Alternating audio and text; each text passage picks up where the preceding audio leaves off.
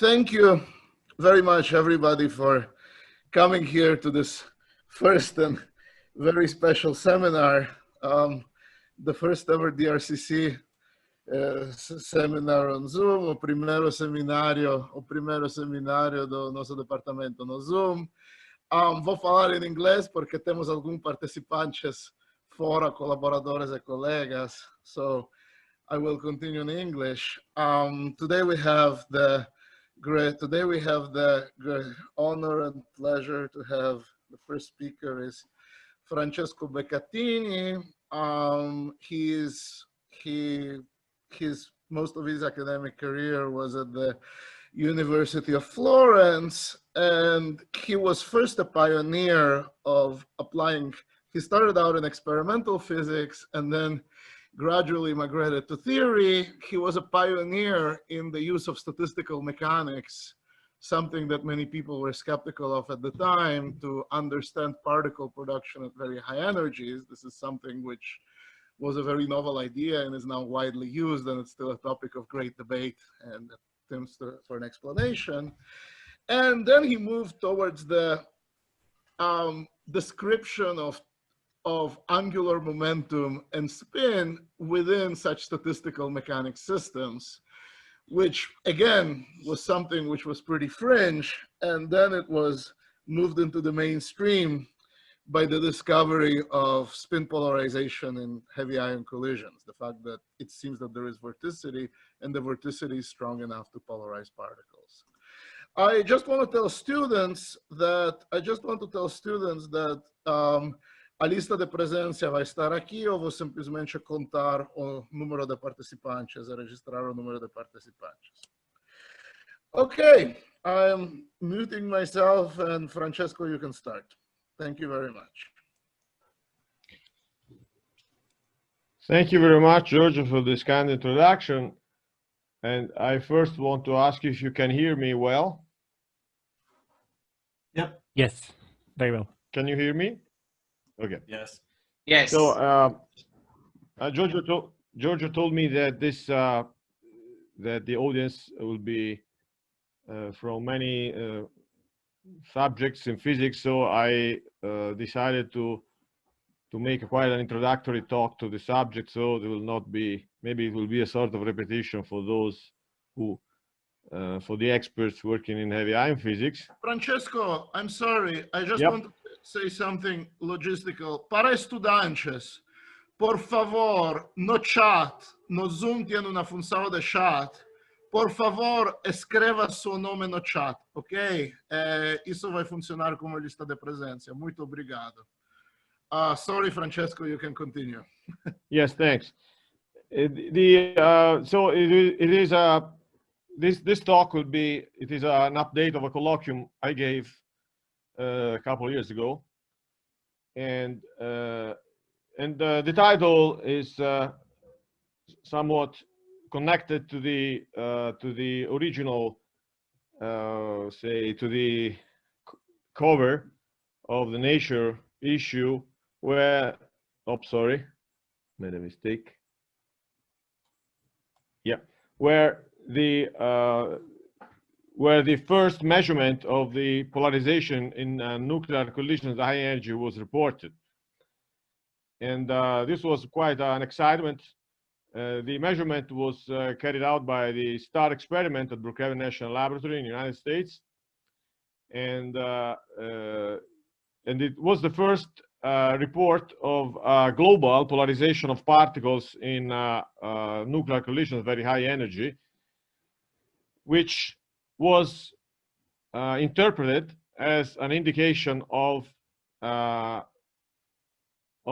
the confirmation of the hydrodynamic, say, model of the quark-gluon plasma formed in the nuclear collision at high energy, at the same time as an indication that this fluid undergoes a vortical motion, which is the reason was that there was some prediction before this measurement was carried out.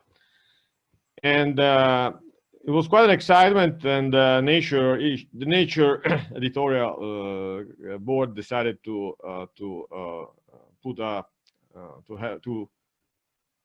have a cover dedicated to this measurement. In terms of say general physics, this is the first direct evidence of a quantum effect in relativistic hydrodynamics. Maybe it is not the first evidence of a quantum effect in hydrodynamics in general, but certainly this is the first evidence that so that quantum property plays a role in the dynamics of fluids.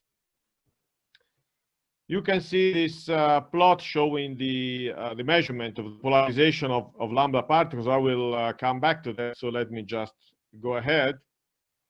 I will comment more about this. So let me introduce briefly the relativistic nuclear collisions, and so set the stage for to present this result.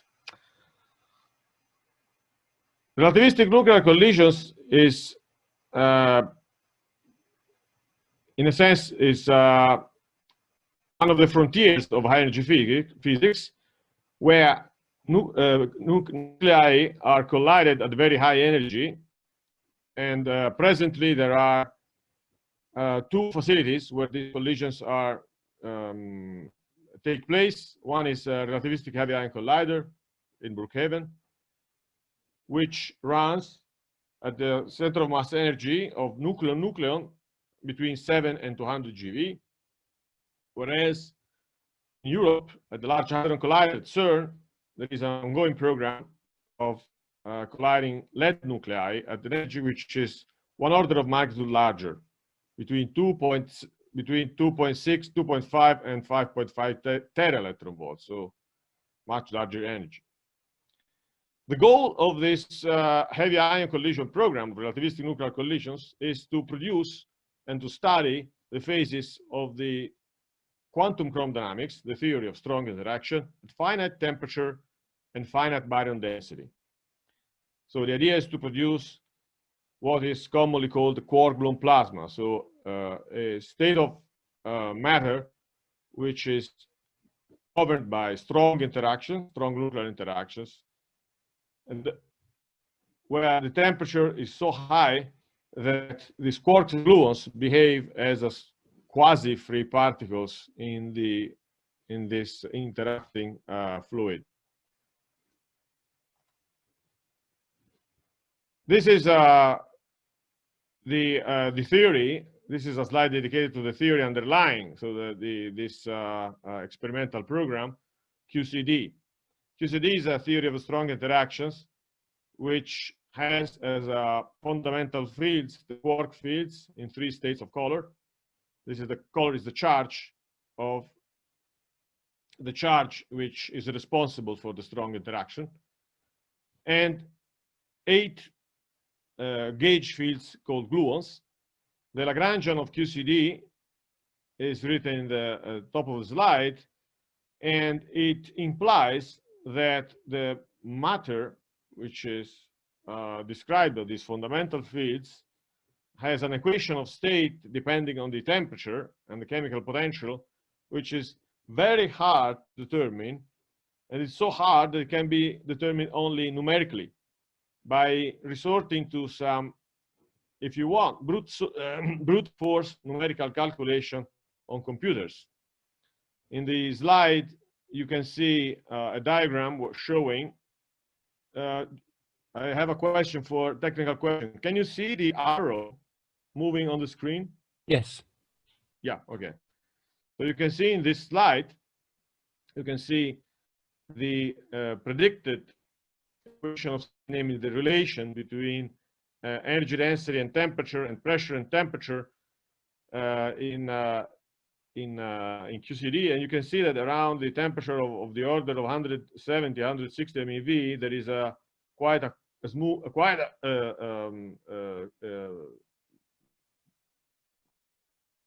steep rise in the energy density of temperature, which points to a sort of, I'm saying a sort of phase transition because strictly speaking, this is not phase transition. This happens around the temperature, which is of the order of 160 MeV. And QCD proved to be able, so is this reliable? Well, I mean, today, as you know, there is a strong confidence that QCD is the correct theory of strong interactions. This is confirmed by the fact that QCD, numerical QCD, is able to reproduce to a very good accuracy the spectrum of the hadron masses that you can see in the slide in the diagram here at the bottom. So you can see here the hadrons and the masses predicted by numerical QCD, comparison between experimental numbers and theoretically predicted numbers. In general, QCD has a phase diagram, so a diagram where the state of matter is reported as a function of the baryon density and temperature, such that at low baryon density and low temperature, you have a gas of interacting hadrons. So a system where hadrons, the protons, neutrons, kaons, and mesons behave as, say, loosely speaking, as independent particles colliding, whereas at very high temperature, the strongly interacting matter behaves as a fluid of quarks and gluons, as I pointed out. At very low temperature and very high baryon density, strongly interacting matter behaves different way, and this is what you find usually what is believed to exist in the inner core of neutron stars. Whereas in the nuclear collisions, what we can do, we can produce matter at very high temperature and low baryon density. So this is why the RHIC and LHC labels are located here in this diagram. So at these colliders, what is produced is matter which lies around in this region. Okay, at the beginning. So this is a sketch of what is going on in a relativistic nuclear collision as a function of time. So you have at the beginning two nuclei which are shown as two narrow disks because of Lorentz contraction. So if you could see them by naked eye in the lab, in the center of mass frame, you would see something like this, sometimes two thin disks colliding. And what happens is the matter, so the neutrons and protons starts interacting, they believe that a quark gluon plasma is formed at very high temperature and density. And then after some time, what happens is that this plasma expands, cools down. At some point, it falls apart. It gets broken breaks up into hadrons again, and these hadrons are produced with some momenta, and these hadrons are measured in the detectors. So in the Minkowski space-time diagram, this process is shown as in this slide, in this diagram. You can see that so there are two colliding beams moving, two colliding nuclei moving approximately the speed of light. They collide in the origin of the intersection of the axis, and after some time, the QGP is produced. QGP is produced, which cools down, and when the critical pseudo-critical temperature of 160 MeV is encountered, so when the system cools down at this temperature, then a hadron gas is formed, which keeps expanding for a while, and then at some point it decouples because the particles are no longer able to interact with each other, colliding again, and they freely go to the detectors.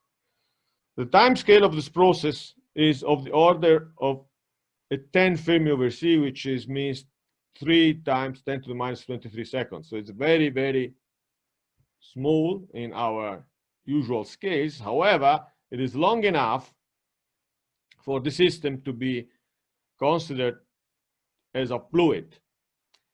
So it is a time which is long enough compared to the intrinsic microscopic interaction scales of the fluid. Is there an evidence for what I have said so far? Yes, there is a strong evidence that the plasma is formed because the abundances and the spectra of hadrons agree to a very high degree of accuracy with the prediction of local thermodynamic equilibrium, which means with the prediction of statistical mechanics at a temperature of 160 MeV around, right? So this plot shows something that I have worked on for a long time. It shows that the abundances of many species of hadrons, including protons, kaons, pions, lambdas, phi, and so on, are in agreement with the prediction of the of a model based on a statistical equation, which is written here. So the spectrum of the hadrons is determined by the integral over some region, which is called freeze-out hypersurface of this distribution, which reminds to those people who are familiar with statistical mechanics, reminds the Bose-Einstein and the Fermi-Dirac distribution. So this means that this system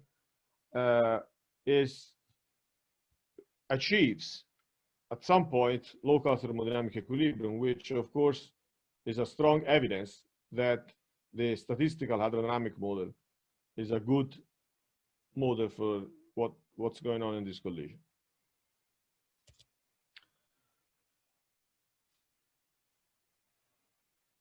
By studying the spectra and the abundances and the correlations in many quantities of the finite hadrons, we are able to establish some, or to infer some properties of the quark-gluon plasma when it was formed and over its evolution from its creation to its disruption in particles.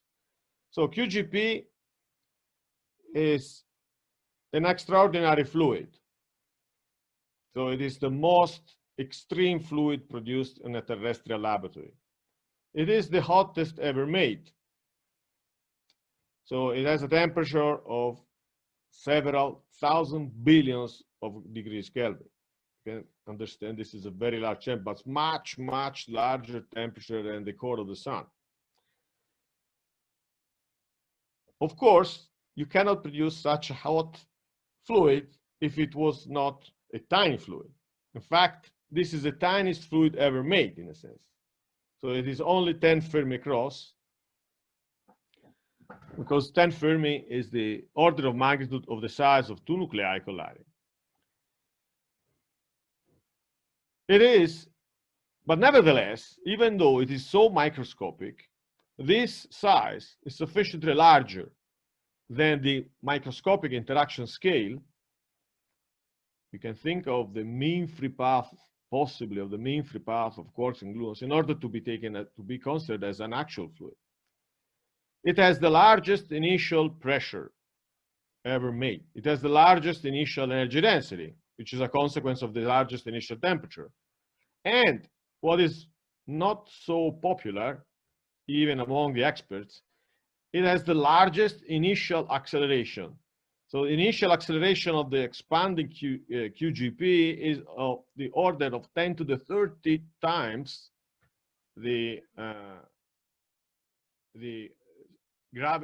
our acceleration of gravitational acceleration on Earth, G. So just to make a comparison, the surface gravity of a black hole is orders of magnitude less. So that means that this is really the largest acceleration that has been obtained in a physical phenomenon. Moreover, and this was a very intriguing result which came out more than 10 years ago, that fluid has the lowest viscosity over entropy density ratio ever observed. This is especially interesting because you may think of the ratio between viscosity and entropy density as a proxy for the ratio between the mean free path of particles making this fluid and their thermal wavelength. If this eta over S, you can see here, for instance, comparing the diagram, the comparison between the ratio of eta over S for different substances, for instance, for helium, for water, for air, so the nitrogen, and all of them has a relatively, say, large eta over S compared to the what is estimated to be the eta over S, so this ratio between viscosity and entropy density for the quark-gluon plasma at the pseudo-critical temperature. Here, T minus Tc over Tc. This ratio is, the fact that this ratio is very low means that the mean free path of the particles is so low that it is of the same order of, and even less, than the thermal wavelength, which means, in other words, that such a system is so strongly interacting that particles cannot be even taken as a, say, sensible concept for this fluid. Because a particle cannot be taken as a particle if its thermal wavelength, which means its wavelength, if in quantum mechanical term, is of the same order of the mean free path. This particle has no time to live between collisions, in other words. Therefore, the QGP around, so this is why this is especially interesting, because it tells us that the QGP around the critical temperature cannot be described in terms of colliding particles or quasi-particles. But the most interesting, one of the interesting points is that, and yet, local thermodynamic equilibrium can be defined.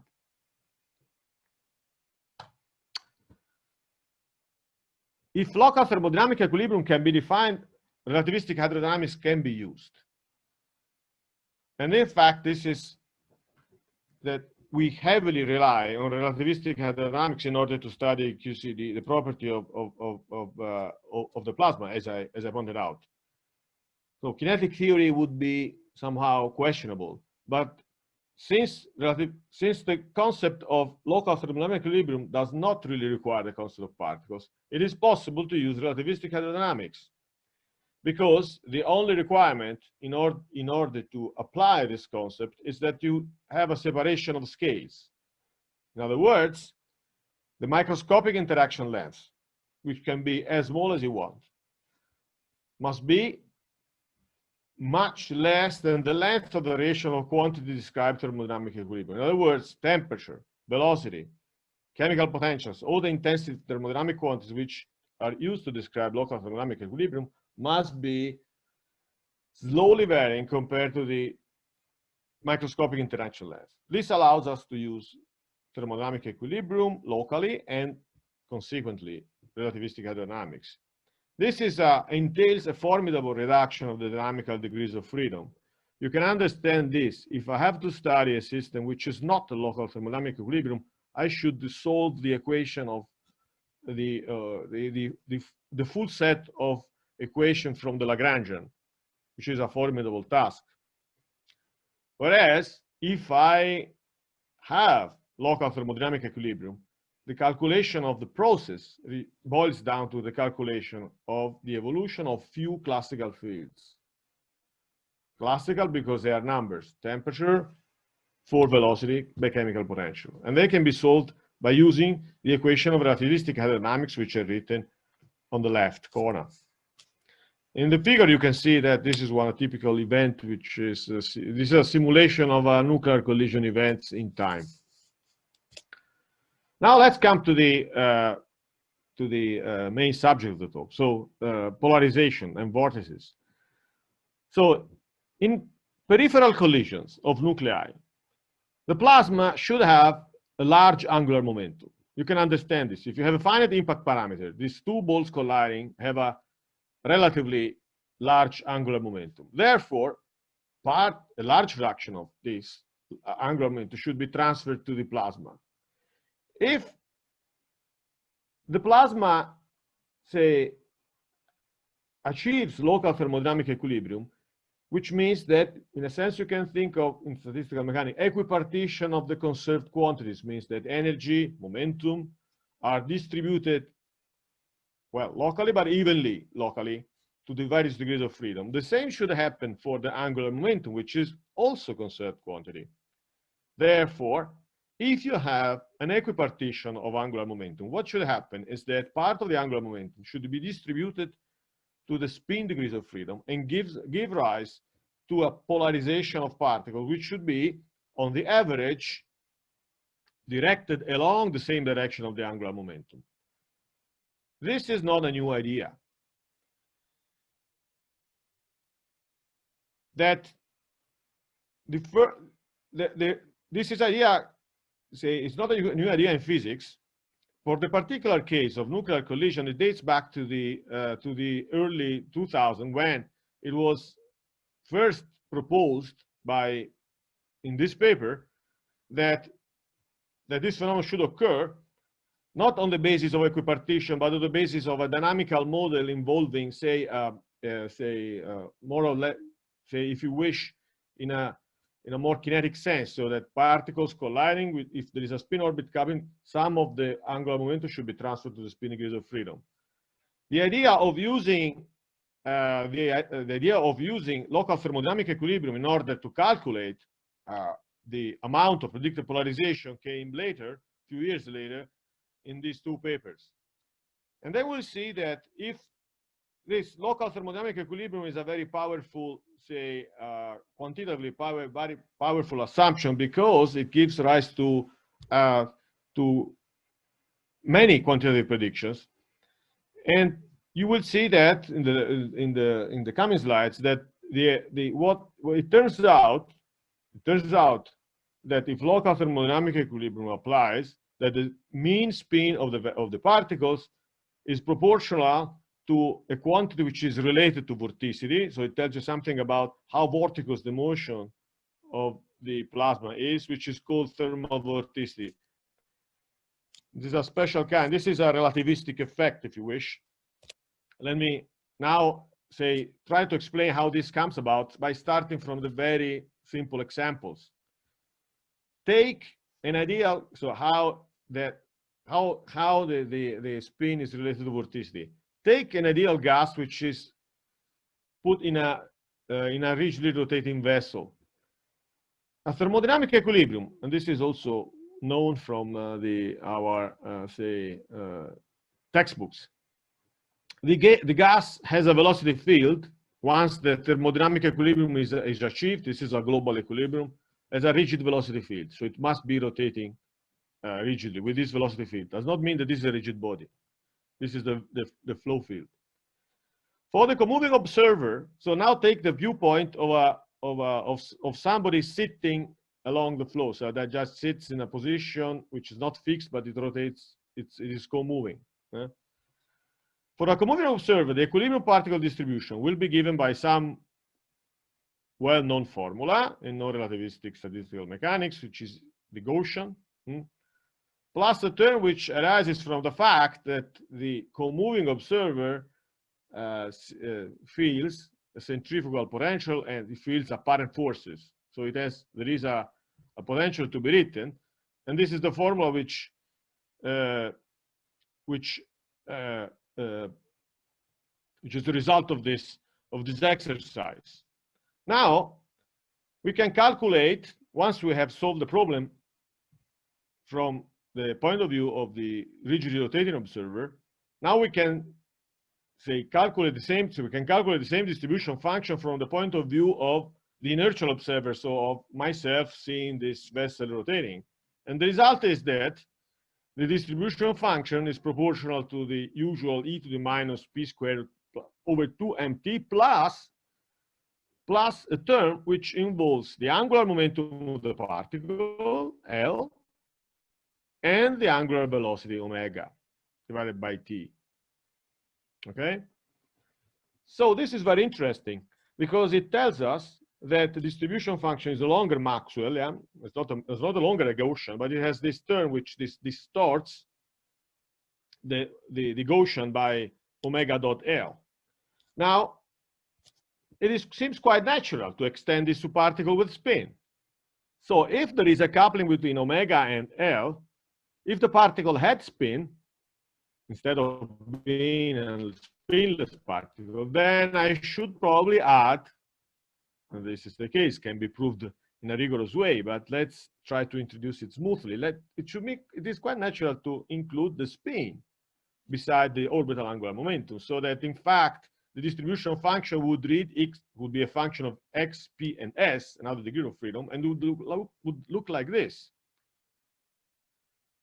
This formula is interesting because it implies that particles and antiparticles at statistical equilibrium are polarized in a rotating ideal gas along the direction of the angular velocity by an amount which is of the order of, if h bar omega divided by kt is small, so linear, the linear approximation is of the order spin plus 1 divided by 3 h omega divided by kt. This is it's not a difficult calculation. For a gas at standard temperature and pressure, this implies that okay, let's exaggerate. Say I have an angular velocity of 1,000 hertz. This implies a polarization which is tiny, 10 to the minus 11, so almost unmeasurable, apparently, particle by particle. In relativistic nuclear collision, though, can be estimated with some very rough estimation that h bar over kt should be of the order of 0.08. And because of the acceleration is so large, there is a relativistic term which contributes to this polarization, it's a relativistic quantum term, h bar a over ckd, which is of the order of 0.06. Therefore, the polarization of single particle is expected to be, roughly speaking, of the order of %, which is not unmeasurable for single particles. In fact, the idea that, that rotation brings about polarization was established experimentally more than 100 years ago by the American physicist Barnett, whose effect is named after him, who was able to show for the first time that if you rotate any body, so a gas, but any kind of body, what you obtain is a small magnetic field, which is a consequence of the fact that once you rotate this, once rotating the system, then part of the angular momentum gets distributed, as I told you, after some relaxation time to the single particles, which get polarized and then produced because polarization implies a non-vanishing mean magnetic dipole moment, then produce a magnetic field. In fact, this is the first evidence that rotation at equilibrium implies polarization. Also, the converse effect was measured. This was measured by Einstein himself, and apparently it is the only Einstein's non-Gedanken experiment, so the only actual experiment by Einstein, in collaboration with the Dutch physicist De Haas. They produced the other effect. So they put a ferromagnet originally at rest in an external magnetic field, and once the external magnetic field turned on, the ferromagnet starts rotating. This is a transformation of polarization and orbital angular momentum. So it is the opposite effect, and this is also it is also a well-known experiment, although not as say not corresponding precisely what we see in the nuclear collision. Maybe what we see in nuclear collision is more like the Barnett effect. Now let me go to this introduction to the theory part. So when we want to calculate, calculate something including spin, local equilibrium, and relativity, it is very important to use quantum relativistic formulas from the onset. So the formula that you have seen are very good formula in order to gain insight on the phenomenon. But if you want to to have a more precise quantitative relation between the spin and the vorticity, then you have to introduce more complicated concepts. In fact, the spin in relativity is quite a difficult object, as you may know, that for a single particle you have to introduce a relativistic spin-4 vector, which is called sometimes Pyle-Lubansky vector, which is made with the angular momentum boost generators and the momentum generators. For a single particle, this can be written like this. In this talk, that when you see something between these triangular brackets, it means that I'm taking the trace, so I'm taking the mean quantum statistical value, means that I'm taking the trace of a density operator with the observable. And in order to study, in order to to make quantitative assessment about the amount of the mean spin vector in a relativistic fluid, it is important. It is very useful to resort to the concept of the Wigner function. The Wigner function for quantum field theory is called covariant Wigner function, and it is for the Dirac field. It is a two-point function of the Dirac field with different components. So the covariant Wigner function is a matrix which is formed out of the fields, and it is a Fourier transform of a two-point function. Why is this useful? This is useful because it allows to express the the spin density matrix for fermions in a very compact fashion, by where in this formula here in the middle of the slide, where you can see the spinors of the solution of the Dirac equation. And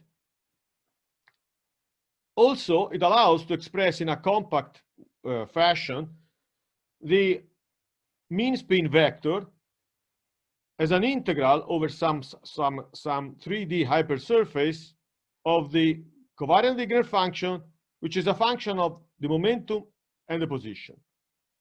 This is very useful because when you deal with local thermodynamic equilibrium, it is very important to have some local quantity. Okay. So this formula where are the basic formula in order to make a derivation of the amount of polarization in relativistic fluid for spin 1/2 particles. Another crucial ingredient for the theoretical calculation of the spin is the density operator. The density operator is implied in the operation of mean, of taking an average. There is since this problem is relativistic, one has to use a covariant form of the local thermodynamic equilibrium, which is an extension of what is known from quantum statistical mechanics in textbooks, which is the density operator at global equilibrium with Hamiltonian temperature and charge, okay, which is the one written here. So this form, which involves a stress energy tensor, a 4 vector, which is called for temperature, which is essentially the velocity of the fluid divided by temperature, and eventually, and possibly the chemical potential divided by temperature and a conserved current. So this is a covariant form of this simpler equation, of the simpler form. It is important to use this when you are in a situation where when the equilibrium is only local, so it's not global. So it means that you have different subsystems at different temperature and velocity, which is a situation in actual fluid. Then, if there is a separation of scales, and as I pointed out before, if you have a very slowly varying, say, field of temperature and velocity field, then you can make an expansion and show that in the hydrodynamic limit, this density operator can be written in a more simple form, in the leading order of some expansion, which involves, unlike, say, commonly known, that a coupling between this tensor omega mu nu, which is written here, so the external derivative, so the antisymmetric derivative of beta, and the angular momentum boost operator. And this is the source of polarization. If we had not this term in this expansion, we will have zero polarization. This is this is responsible for the non-vanishing polarization in fluid in relativistic quantum formalism. And then, after some work, one can get at the leading order in thermal vortices, in this parameter, which is, by the way, adimensional. This is very convenient. So in natural units, the derivative of a beta is in fact adimensional. So if it is much less than 1, as it is the case in relativistic heavy ion collision, so it's sufficiently less than 1, then you can make an expansion and obtain a formula at the leading order in thermal vorticity, which looks like this. So the mean spin vector produced in a fluid as a function of the momentum of the particle, so or the particle which is emitted from the fluid when the fluid decouples, should be given by this formula where NF is the Fermi distribution function and the derivative of beta is the thermal vorticity. It is important to point out that this integration is over some hypersurface, means over some 3D submanifold of Minkowski spacetime, and in our case, in the case of relativistic nuclear collision, this is the so-called and very popular among the experts. This is the so-called freeze-out hypersurface. This is, say, to a very good accuracy, this is the hypersurface where the plasma gets converted into a hadron gas, so where it decouples and particles are produced. And it is shown in the plot here. So the sigma is is essentially this the line that I'm drawing with my arrow. So sigma or freeze out, so called. Okay.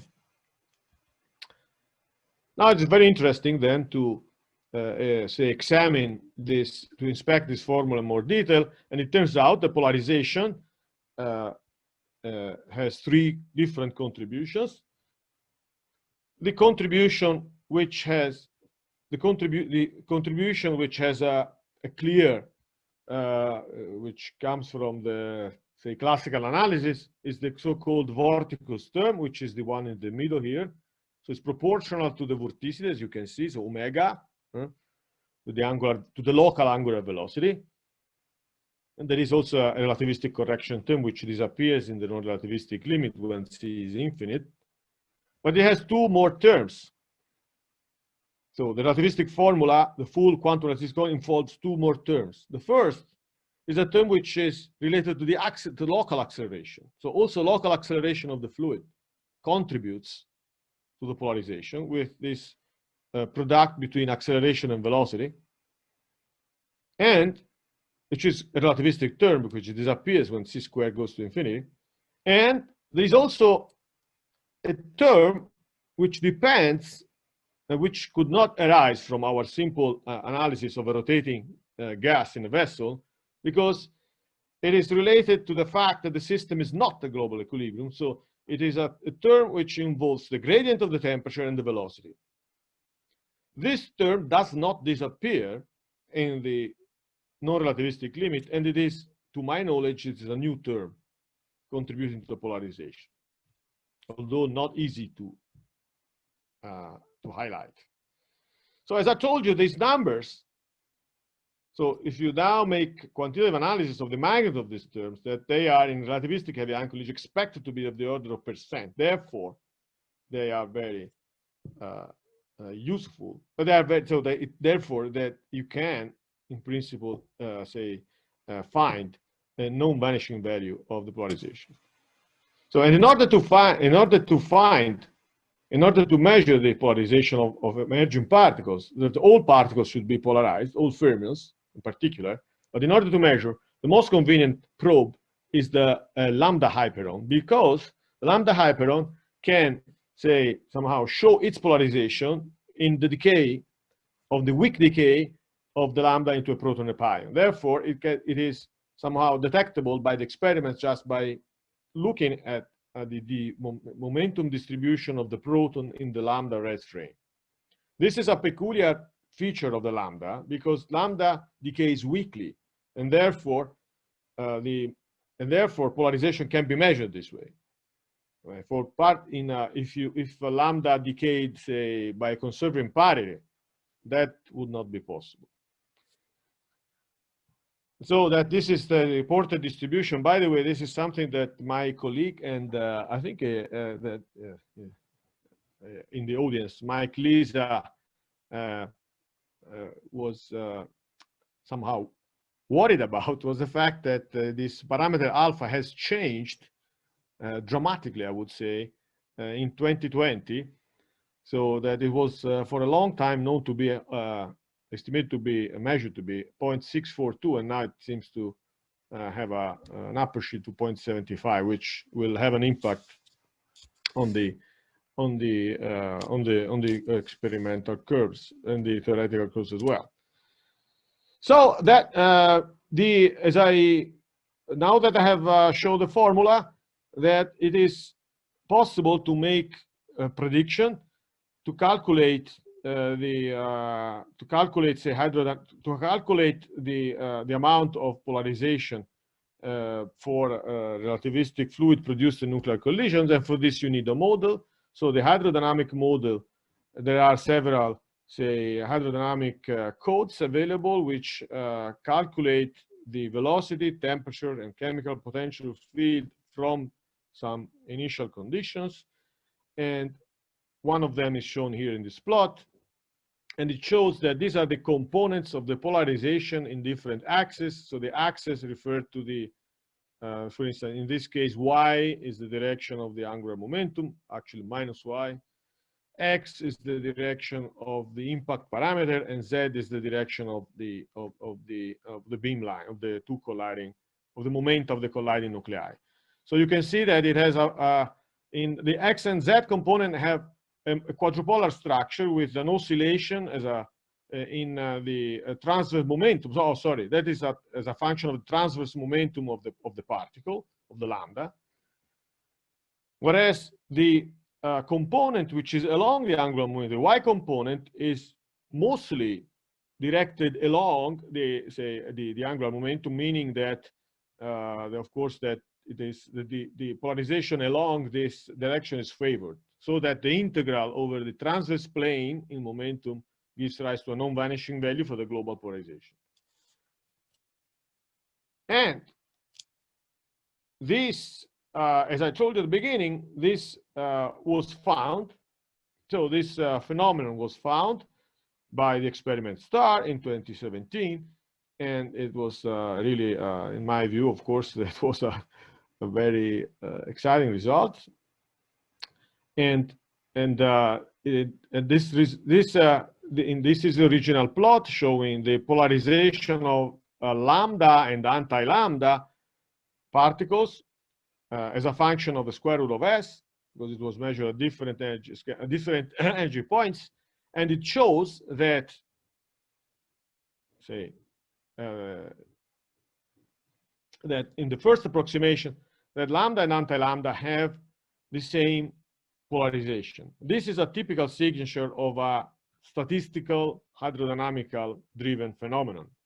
If this, I would like to draw your attention to the fact that if the polarization was driven by an external, say, or an external, or even a, say, a mean field, like an electromagnetic field, the polarization of lambda and lambda would be opposite. In fact, they are not. they have the same sign, which is really mean almost the same sign, which means that this is really in agreement. This is one of the indications that this is a thermodynamical, a hydrodynamical driven phenomenon. This is an updated plot of this was the situation in 2017. This is the updated plot. I'm quoting. I'm showing a plot that Mike and I recently released in the archive, and that we're showing the comparison between. This is the updated set of measurements at the beginning of 2020.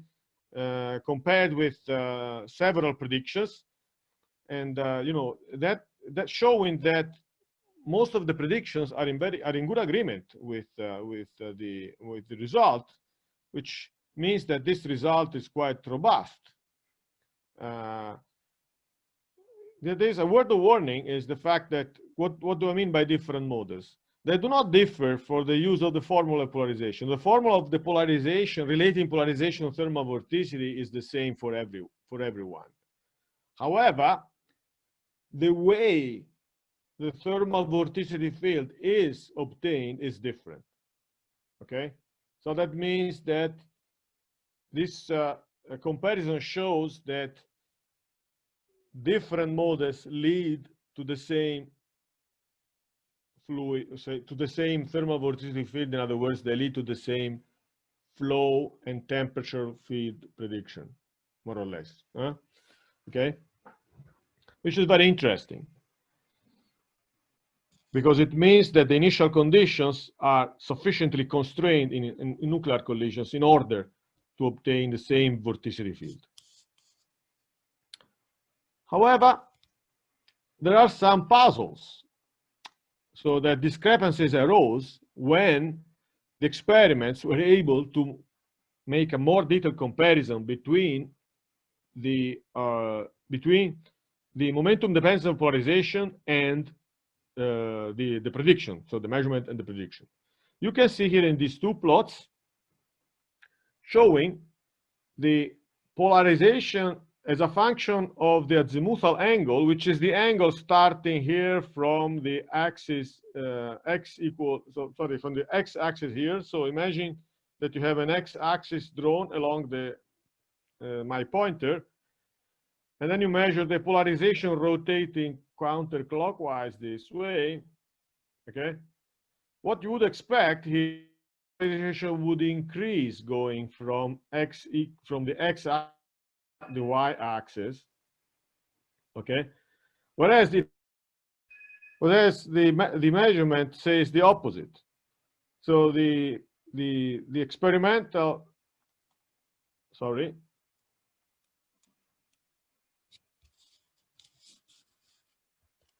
experimental measurement showed that polarization along, so in the reaction plane, so on the x-axis on the x-axis is larger than in this direction, and which is something which has not been understood yet. Likewise, the polarization along the z-axis has the similar, say, quadrupolar structure as predicted by hydrodynamics, which is shown here on the left, on the right panel. However, the sign of this oscillation is opposite to the hydrodynamic predictions. So hydrodynamics predicts, and most of the models that I have shown in the previous slide also predict, that the polarization, the longitudinal component, so the polarization along the beamline, is negative in the first quadrant, and then becomes positive and negative positive, whereas the behavior seen in the data is different, it's the opposite. So these two phenomena, these two discrepancies are, of course, very interesting because they tell us that something has not been understood at the level of the theory, and they are under intense investigation. So far, the only firm conclusion that we obtained is that they cannot be attributed to the decays of secondary particles. This is something that I should probably mention. So the polarization which is measured by the experiment for lambda hyperons, for instance, include lambdas which are emitted directly from the hadronizing source, from the plasma, say, and those which are emitted from decays of higher line states. So particles with larger mass, like for instance sigma naught, psi, psi star, and many other excited baryons. Of course, that it may happen that in the decay, some of the polarization is transferred to the lambda in a non-trivial fashion. Therefore, the final measurement here on the left panel should be compared to something which include the effect from a calculation including the effect of these decays. Unfortunately, or fortunately, that this is should not be, let's say, should be neutral. It was found that these decays overall do not really make a difference. So in fact, the primary, say, the calculation which is made for primary lambdas, which is the one which was which is reported here, is the same, is almost the same as for as you included, say, the also the effect of the decays. Therefore, this is something which has been put aside, so it cannot be the effect of decays. Therefore, it must be more interesting, so that there are now attempts to understand whether that this discrepancy can be attributed to, for instance, to having different initial conditions with respect to those that we thought about, or to some other more complicated phenomenon. There are very, say, intriguing proposal about it. For instance, the fact that the spin tensor, this is something related to quantum field theory and gravitation, that the spin tensor may have a significance and so on. So I think I'm coming to the end of this talk, and by summarizing that what I have shown, that the evidence for global particle-antiparticle polarization relativistic nuclear collisions was obtained in 2017, which was in agreement with the predictions of relativistic hydrodynamics and local thermodynamic and the idea of local thermodynamic equilibrium, equipartition of angular momentum. Therefore, if this is the case, polarization is driven by acceleration, vorticity, and temperature gradients. These are first order quantum effect. This is the first order and the first evidence of a quantum effect in relativistic hydrodynamics.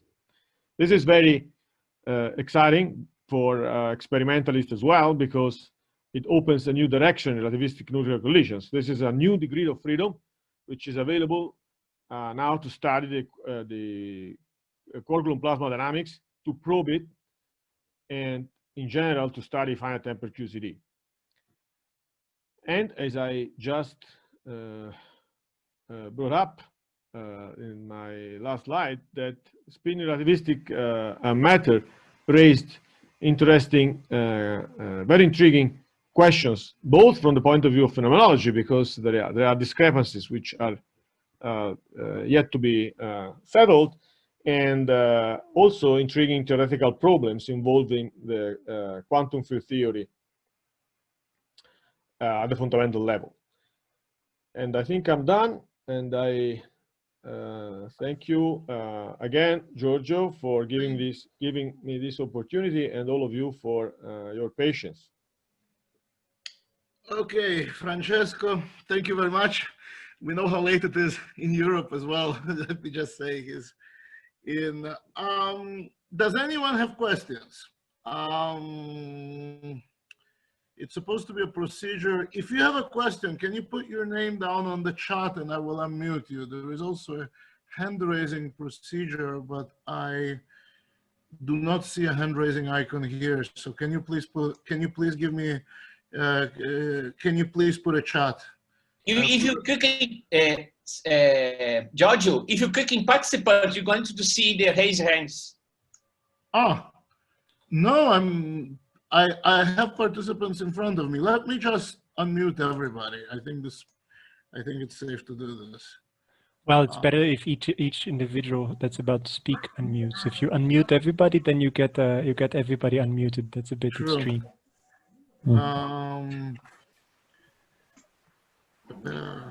But the order is as it says in the participant list. So I see people with raised hands. Yeah, that's it. Okay, I now see people with raised hands. So let me mute everybody. And let me unmute. Let me start with William. Hi. Thank you for the talk. My question is, in a small system, this would have the enhanced effect, or it would vanish? Like, say, by small system, imagine something like oxygen collision, something like that. Yes. So your question is whether say in smaller system you would have such a phenomenon. Yes. Yes, I think so. Yes. It should as long as you have. So in the theoretical interpretation that I have put forward, as long as you have local thermodynamic equilibrium in the fluid, then you should see this in peripheral collisions of nuclei. Peripheral because of course you need to have, well actually, yeah, I mean, I would say that, yeah, maybe because of, I mean, if the collision is fully symmetric central, then you expect to have zero, but otherwise because of rotational symmetry. However, I think yes, it is independent of the size in a sense.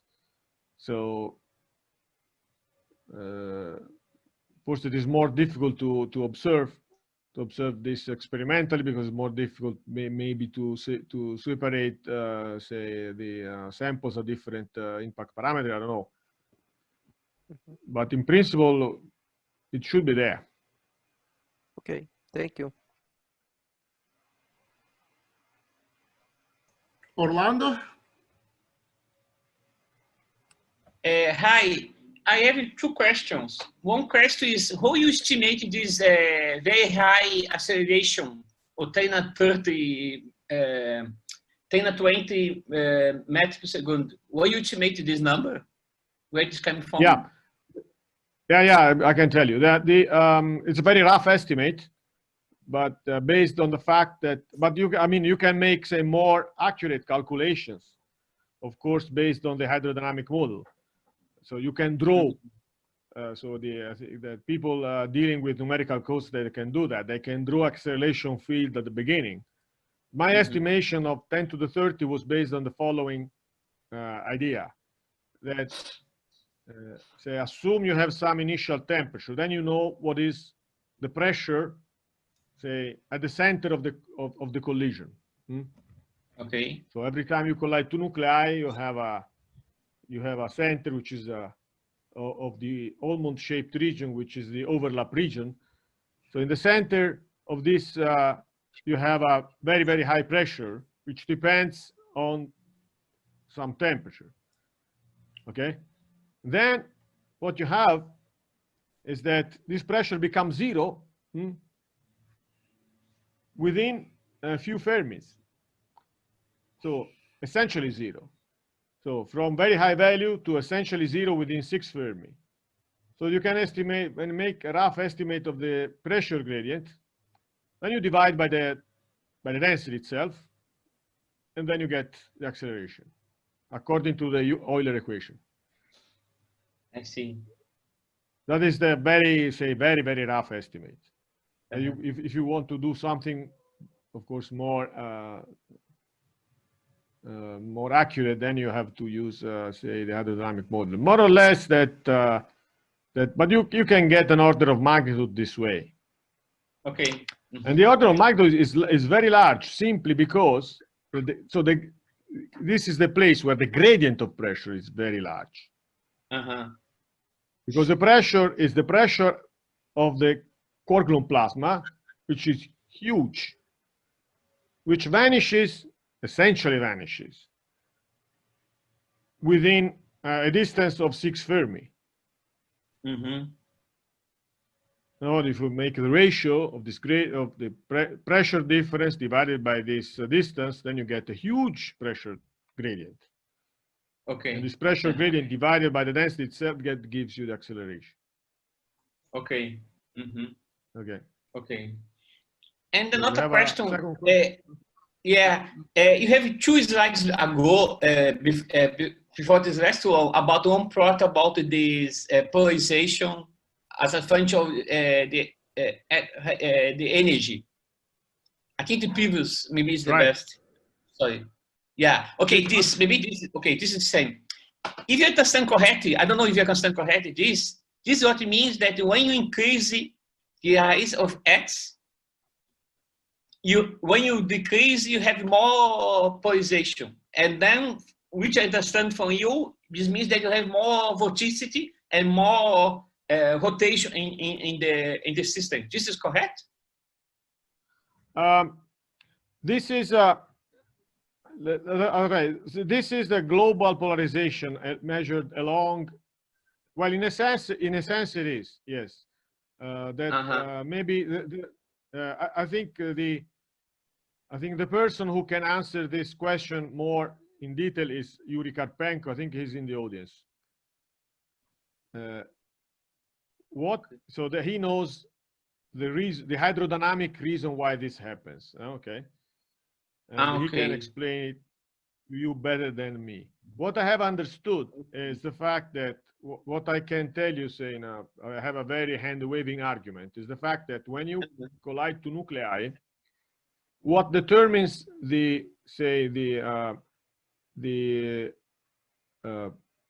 what determines the polarization, the polarization along the angular momentum direction is the longitudinal expansion. I see. Rather than the transverse expansion. Therefore, Okay. if you collide two nuclei at low energy, you have less longitudinal expansion because they have lower energy. If you go at very high energy, the longitudinal expansion lasts more, it dilutes more the system, and therefore you have less polarization in this direction. I see. On the other hand, the longitudinal component of polarization, so the one which is shown in the bottom panel, okay, the longitudinal component is sensitive to the transverse expansion of the plasma. Therefore, and this decreases logarithmically in energy, and therefore it is less sensitive. It has it should have a slighter dependence on the energy with respect to the global polarization along the angular momentum direction. I don't know if this is clear. Yeah, I need to think a bit about this, but thank you. Yeah. Okay. Okay. Thanks a lot.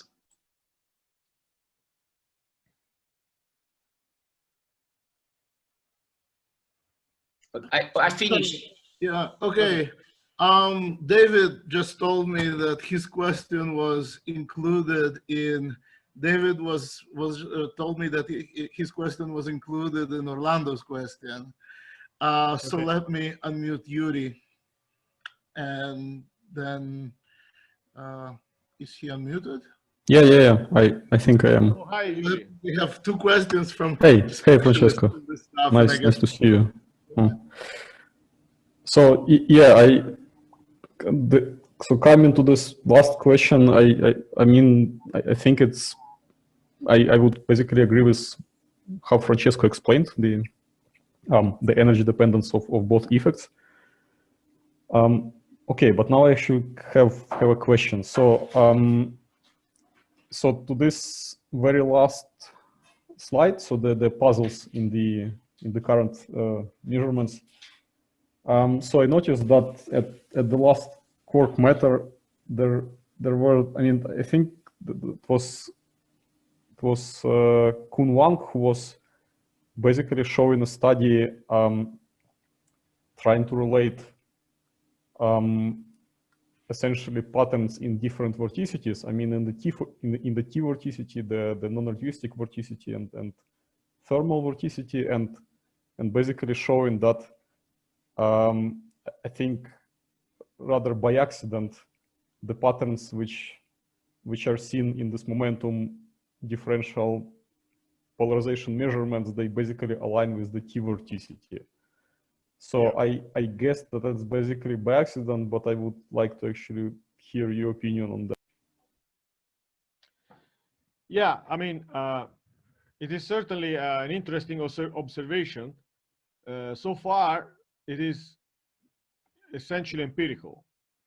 So it is true that this T vorticity agrees with the data, but I said we don't know why. So in other words, let me show you. Let me go back to some slide. Yeah, this one. So the fact that the spin should be proportional to thermal vorticity is a consequence of is a consequence of some well-founded theoretical argument, which is say the form of the statistical operator of local thermodynamic equilibrium and the Taylor expansion. So in other words, it means that thermal vorticity comes about because you expand in a Taylor series, you expand in Taylor series this the beta field. Okay, and this gives rise to what you see in the here that approximate, so that the first order expansion of the exponent of the statistical operator. So it has a deep theoretical, say, basis. Whereas for T vorticity, we don't have that yet. So there is, for the present, there is no, say, theoretical argument about why thermal vorticity works. Sorry, why T vorticity works. So this is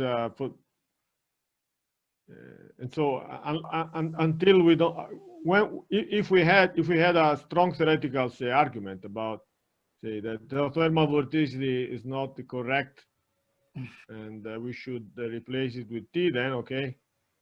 But so far we don't have that. Okay. We have one last question, also non-local, from Masood. Oh, desculpa. Sorry. Yeah. Hi. Masood? Hi. Yeah. Can you hear me? Yes, I can. Yes, please. Okay. I'm asking something about this very slide, because here in the definition of rho, you got T mu, and this is the ideal T mu, yeah? I mean, this is the perfect fluids T mu. No, this I should have mentioned this. Whenever you see something with a hat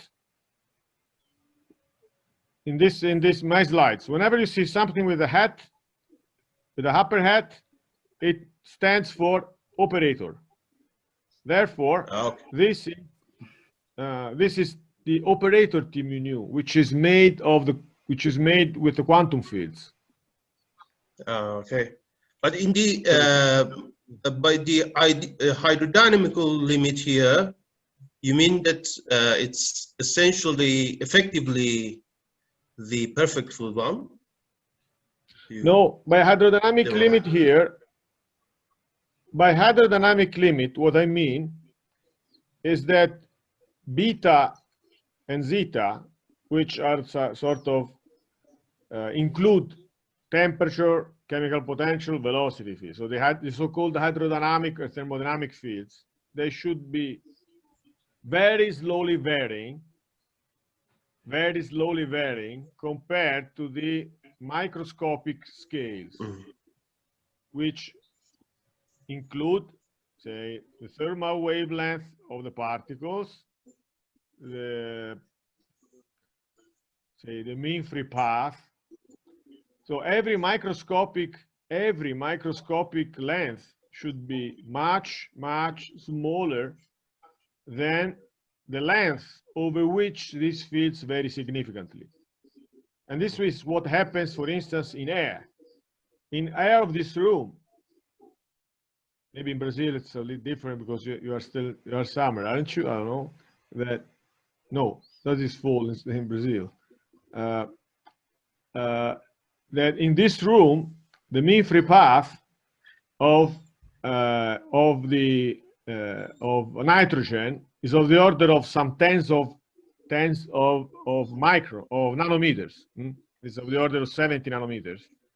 This is much less of the distance over which the temperature varies.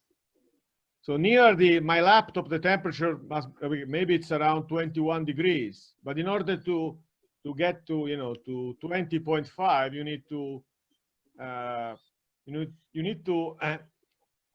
go maybe 10 centimeters away, which is much larger than the 70 nanometers. So that is the idea of hydrodynamic limit. That if this condition is fulfilled, then you can do this Taylor expansion. And Taylor expansion means, of course, that beta is almost a constant field. It means that you can approximate with something which is constant plus first order correction. And the first order correction are very important. They are usually neglected. Say in ideal hydrodynamics, they are usually neglected. But in this case, they are crucial. So in ideal hydro, you would simply say beta equal the constant in X. It's constant and has the same value as in X. This is the hydrodynamic limit. Whereas, I don't know if I make myself clear. Yes, I understood that. Sorry? I got it. Okay, thanks. Okay. Okay. Thank you. I think for a bunch of, unless someone has an urgent question, let's cyber applaud and thank the speaker. Thank you very much. It was a really good seminar, and it was a really good start to our to our online seminar series. Have a good dinner and good night. Everybody else have a good everyone else has a good afternoon.